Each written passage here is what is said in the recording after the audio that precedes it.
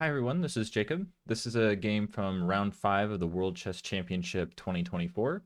Magnus Carlsen is coming into this game with 2.5 out of 4 from the previous 4 rounds, and in each game he'd been looking to create imbalances and try to force a decisive game that wouldn't end in a draw.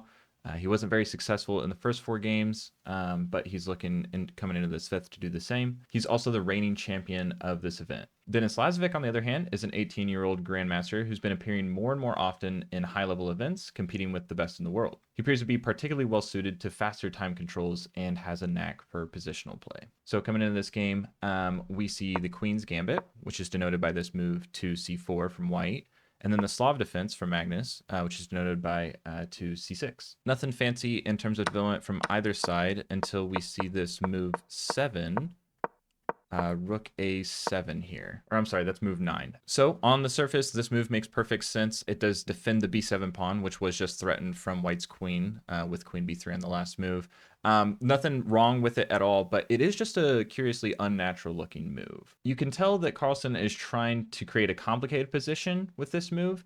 You can draw this conclusion anytime a player makes an unnatural looking move when they could have opted for something simpler. In this case, Magnus could have gone for something like bishop b4. So bishop b4 in this case, let's just say white follows with a3. We could have the capture, the recapture, and then instead of trying to defend the pawn on b7 now, if you just go ahead and castle, now that your dark square bishop's out of the way and you can castle, you can actually give up this pawn for a very comfortable position. After black plays, say, knight a5 and queen b4, getting out of the attack, throwing a counterpunch in case the black queen ever moves, black can play knight e4 here, and we can see that the black knights are really starting to make white's game uncomfortable just by putting a lot of pressure on the position. I'm definitely not winning by any means, but just a comfortable position.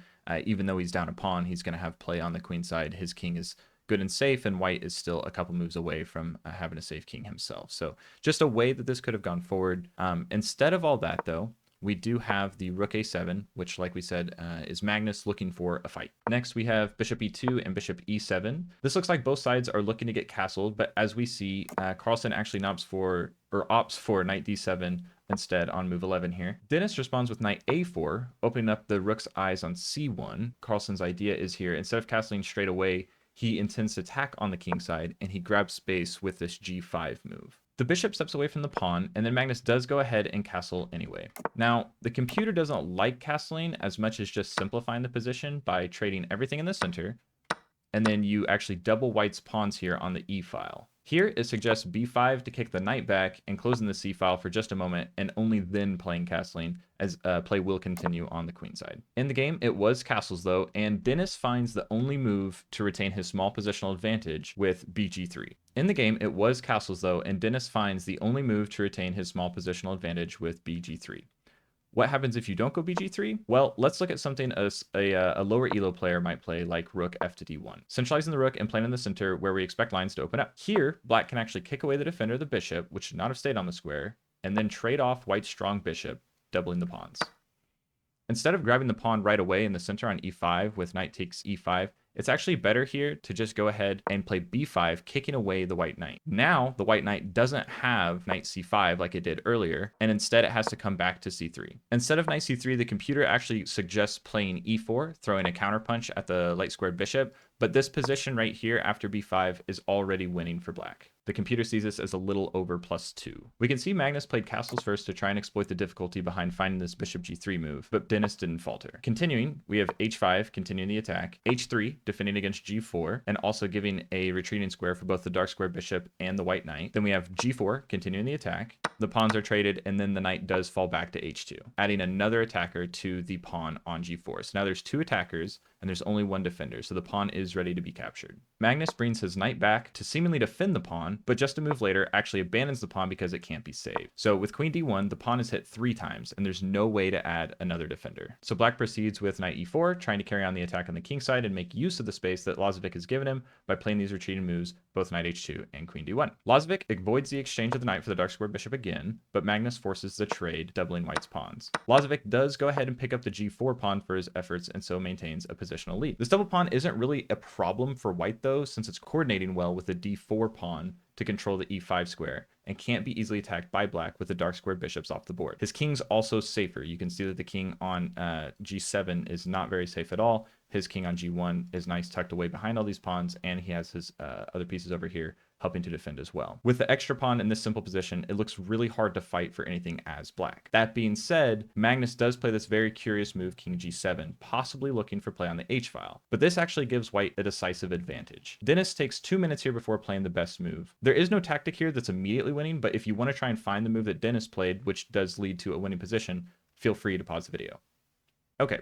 The move is the very simple and straightforward bishop takes on f5. Not overly complicated, but sometimes moves like this are hard to spot as white is trying to push for the win, so trading pieces might not seem desired. It's important to note that trading pieces while you're ahead, especially in material like in this game, is actually desirable. With proper endgame technique, this should be an easy conversion for Dennis. Magnus may have been thinking Dennis would avoid a proper endgame, as Magnus is known for some serious wizardry in the endgame, or maybe he just thought he would have better chances to hold from there, again because of his noteworthy accuracy. Regardless, after the recapture, we can see that black now has double pawns on the f-file, as well as an isolated queen pawn. The open h-file isn't really a problem for white, since his rooks and his knight easily defend the relevant squares after this small amount of maneuvering. Both players then continue to put their pieces on optimal squares, just some small maneuvering here towards the end game. And then we see Magnus, playing as black, goes to start his attack on the h-file. He's looking to double rooks, possibly put his queen on the h-file as well, and create the classic Alekine's gun. This is immediately challenged by Lazovic. Black defends his rook, and then we have this very calm move, queen e3 by white.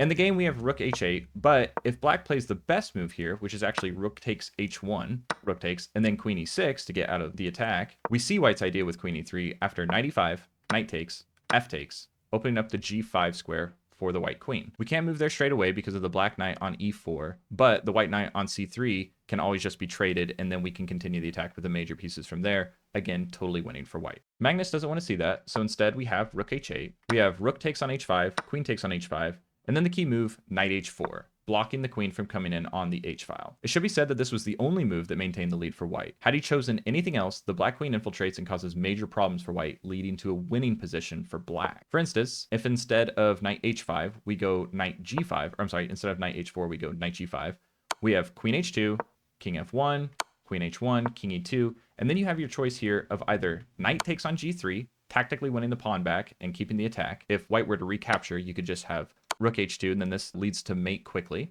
Or instead of going knight takes on g3, you can have queen h5 check. From here, nothing really works for white, but for instance, you could have knight f3 blocking the check, and then rook e8 lining up a nasty discovered attack on the queen, where you'd still have this knight takes g3 tactic. After recapture, you drop the queen. That being said, knight h4 isn't all that hard to find, but I wanted to point out how Magnus has created an opportunity for himself to come into the game even from a losing position. That's a very important skill that a lot of lower level players don't possess. Oftentimes, they'll just resign once they're in an inferior position, or they'll just make moves that hurt their position further. Back to the game though, we have knight f6, adding defense to this side of the board, but then just rook h1 starting to line up discovered attacks on the black queen. We have king f8 getting away from these tactics, but this actually does walk into a new tactic, and this is just an example of how inferior black's position really is. Lazovic doesn't go for the key tactic, but what he could have played here was knight g6. So you would have to recapture with the queen, otherwise you're just dropping the queen, but on recapture, you're just dropping the rook with check. You can't even come up this way with the king, so it has to come back.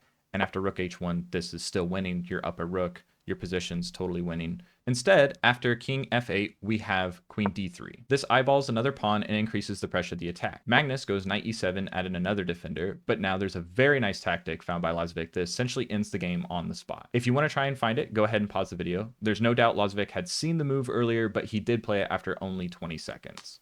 Okay, the move is knight e6 anyway. At first, it looks like the queen and knight are defending the square well enough for it to not be winning, but some quick calculation shows this isn't the case. If you were to take back with the pawn, like in the game, this leads to the loss of the queen. Taking back with the knight is the same thing. You'd still be losing the queen. And if instead you do recapture with the queen, it's the same tactic from earlier where you just capture the rook. The only thing you can do is come up. Well, you can go this way and block the check. But if you come up with the king, again, throwing a counterpunch at the rook, it's just rook h1 again, still completely winning. So instead, as mentioned earlier, Magnus does give up his queen to try and create chances out of this imbalance we have here. What we have now is just Lazovic bringing his knight over to defend his king while the queen goes pawn hunting. Magnus will try his best to either hold pawns or trade pawns while not falling into other tactics. We do see the trade of a few pawns here, and then a check and a one move threat against the knight. The knight's defended, simultaneously attacking the knight on d4. Black moves the knight away. Then we have a check just to reorganize where the queen's going to be. A block by the rook, attacking the knight on e6. Magnus does go ahead and offer an exchange of knights. Lazovic agrees. He takes on e6. Magnus takes on h3. We just have king f2, avoiding any checks on the back rank, as well as stopping the rook from infiltrating to something like rook d3. Magnus goes rook h1 here, trying to bring his rook over to the queen side to stop the passed pawns on the a and b file. But after just a couple more moves here, Dennis brings his queen over to the queen side, protects both pawns, and after this final move, queen b5, Magnus does resign the game.